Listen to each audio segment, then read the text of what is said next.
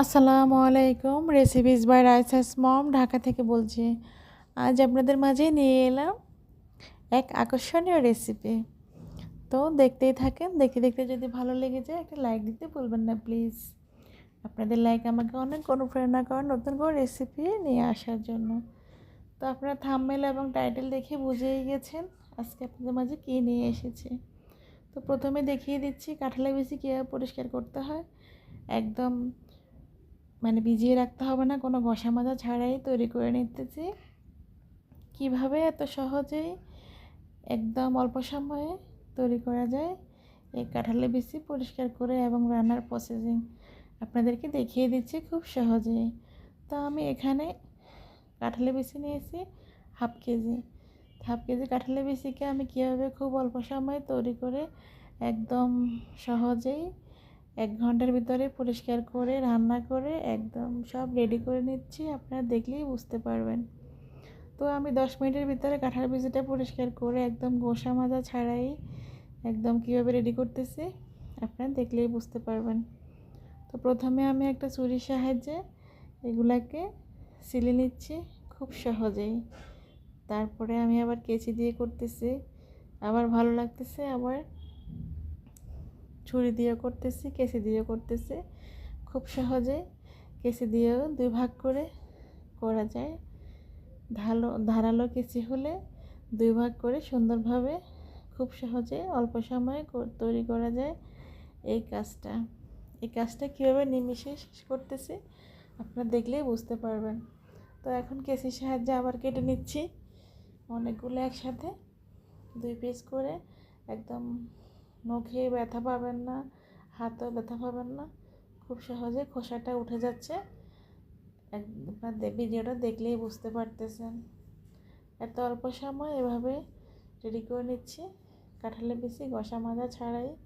খুব সহজেই আমি এভাবে আপনাদেরকে দেখিয়ে দিচ্ছি, আপনারা চাইলে একবার হলেও ট্রাই করে দেখবেন। তো এখানে পানি রাখছি, বাটিতে পানি দিয়ে ভিজিয়ে রাখছি, ভেজানো হয়ে গেছে আমার।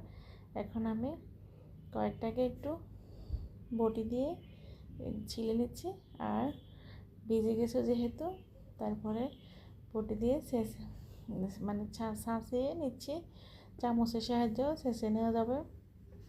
আপনারা চাইলে এভাবে একদম অল্প সময়ে কাঁঠালের বিচিটা পরিষ্কার করে নিতে পারেন, খুবই কম সময়ে।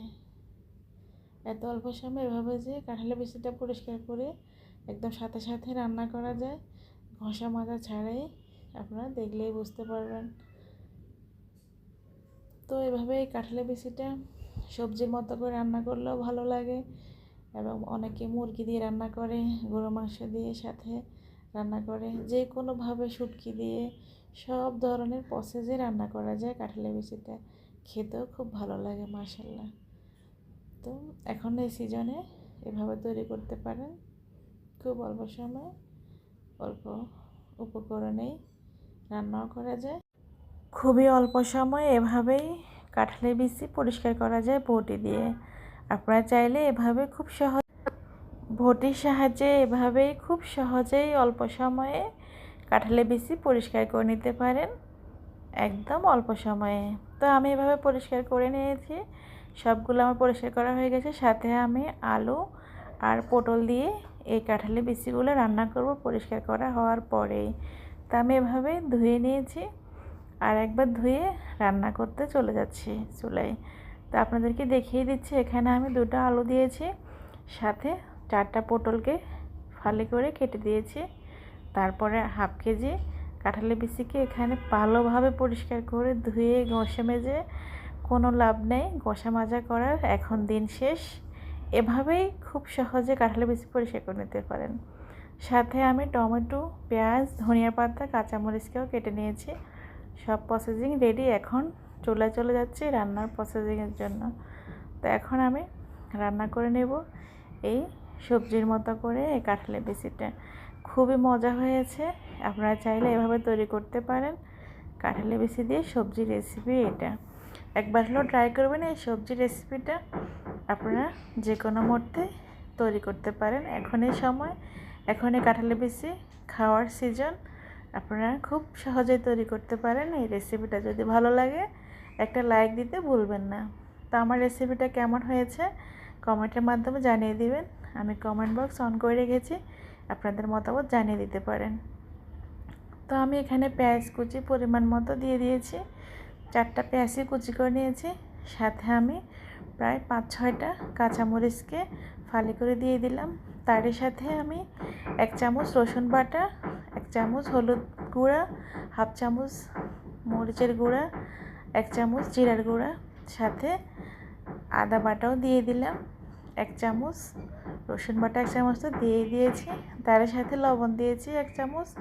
এখন আমি সব ধরনের মশলাকে ভালোভাবে মিশিয়ে নিচ্ছি, তেলের সাথে মিশিয়ে নিচ্ছি।